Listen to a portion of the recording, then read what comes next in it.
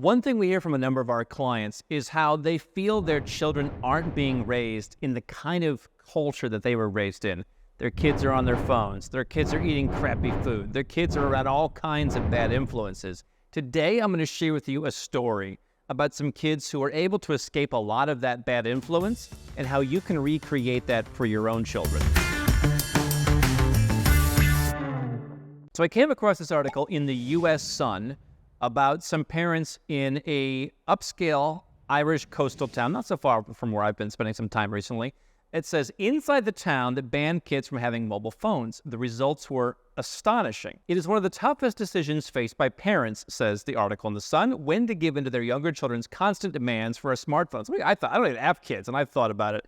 I'm thinking to myself, I'm not giving a 3-year-old or a 6-year-old a smartphone. Startling recent figures from communications regulator, this is in the UK, I guess, Ofcom, show that 20% of kids have a smartphone by the age of 3, and that rises to 55% between the ages of 8 to 11. And I'll come back to why I think that's an interesting statistic in its own right in a moment. The article says, the residents of one seaside town in Ireland have decided they do not want their little ones to spend their most formative years peering into a tiny LCD screen and building up the anxiety that comes with that, all the negatives that we've gotten from always looking at our screens. The entire parent population of Greystones in County Wicklow, just outside Dublin, on the train stop, got together to agree not to buy smartphones for their kids until they were in secondary school. All 8 primary schools in the town, 15 miles south of Dublin, had already stopped people from bringing the electronic devices into the learning environment, but the school parent associations went then a step further, initiating a voluntary ban amongst themselves. It is a revolutionary approach which would be welcomed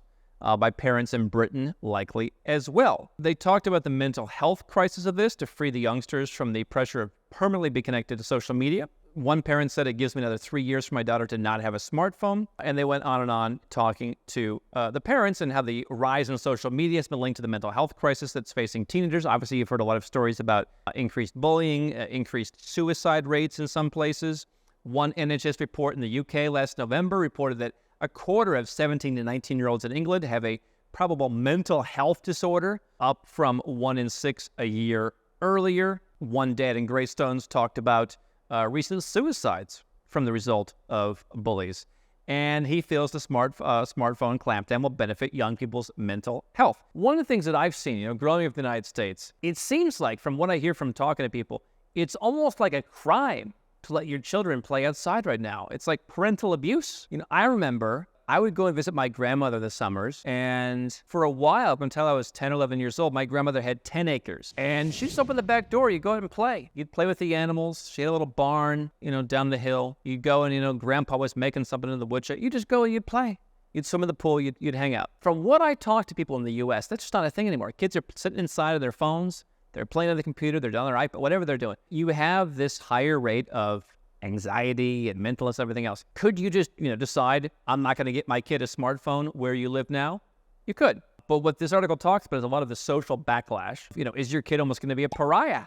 I suppose this is why certain parents want to homeschool, and there are some very homeschooling-friendly countries, like Ireland, for example, like a number of countries in Latin America. I have this very distinct opinion that when you live in another country, you live more intentionally.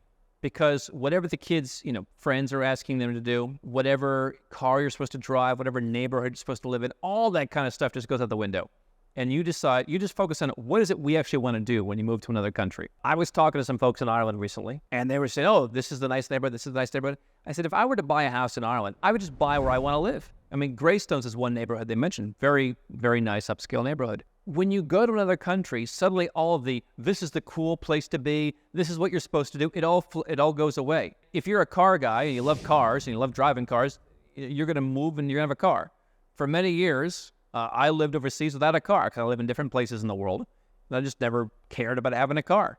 It wasn't something that I wanted. I had a car when I lived in the United States because that's what you're supposed to have. And there's a benefit if you're single, but I think also if you have kids, of just pushing the reset button and living intentionally. And I've talked about how in other countries, kids still go and play outside. I first identified this when I was spending time in Georgia a number of years ago. Everybody has a summer home, and they go out and just kids play. Obviously, everywhere in the world, kids are, getting smartphones. But I think that in some of these places, there's more of an old school mentality. There's also more of a community mentality in some of these countries where it's like the neighbors in the village look out for each other. They look out for each other's kids.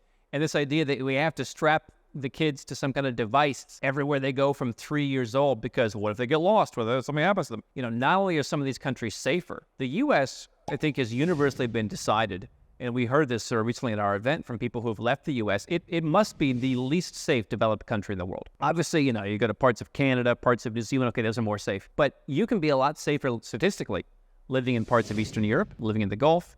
We had Zubi at Nomad Capitalist Live talk about, he grew up in Saudi Arabia, so there's a great sense of community there. People actually care about their family. People look out for the neighbors. You may not choose to go to Saudi Arabia, but I really think that when you look at some of these Western societies, people aren't taking care of their elders, and they're leaving their kids to kind of just, everything has to be proceduralized with these devices, which is causing a lot of, mental health issues. And then you have the bullying. When I talk to people who work for us in Eastern Europe, they say, we watch the movies where Americans get bullied. We watch American movies. Kids are getting bullied. We're like, what is this? We don't have that. People just kind of get along. Obviously, there's popular girls and the less popular guy, whatever. But, people aren't doing the kind of crazy stuff that we see, the bullying. I saw the bullying growing up, and people are like, what are you talking about? There's a different, more organic, more laid-back life in many countries around the world.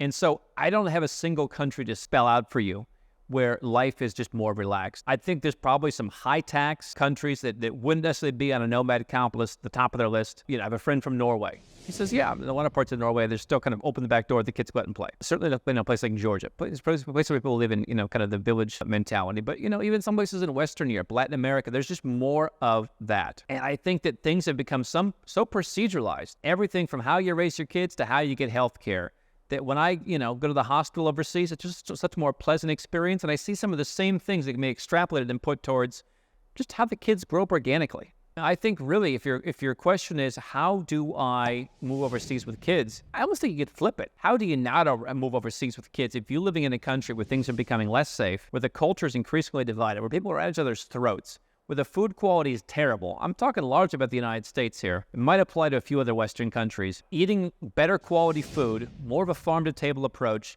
kids just kind of naturally get along better, neighbors look out for each other. I think that's the case in a lot of other countries. If you don't have that where you live, it might be the perfect opportunity to look for whether you want to send your kids to school somewhere else in an English-speaking country, like this is Ireland, right? And people give pretty high marks to the Irish school system, or whether you want to move to a homeschooling-friendly country, giving your kids freedom. I don't think growing up in the U.S., and it's only gotten worse since I left, I don't think it's the answer. I think you have to find somewhere else. Nomad Capitalist, we help people figure out where they want to go. It's a big, wide world out there. I don't think there's any one place you can say you can go. I think this is almost a matter of there's a lot smaller number of countries where this is a big, big, big problem, and there's a lot bigger number of places where you can go, and kids are just playing and being themselves. So the places where I live, it seems better from what I can tell. But you can go to nomadcapitalist.com. We'll be happy to help you figure out where you want to go while you're moving. You can lower your tax rate dramatically. You can get a second citizenship. That could be a great gift to give to your children, particularly, in a country like Ireland, for example. What a great passport to be able to live and work anywhere you want all throughout Europe. Something to think about. Something we'd be happy to help you with.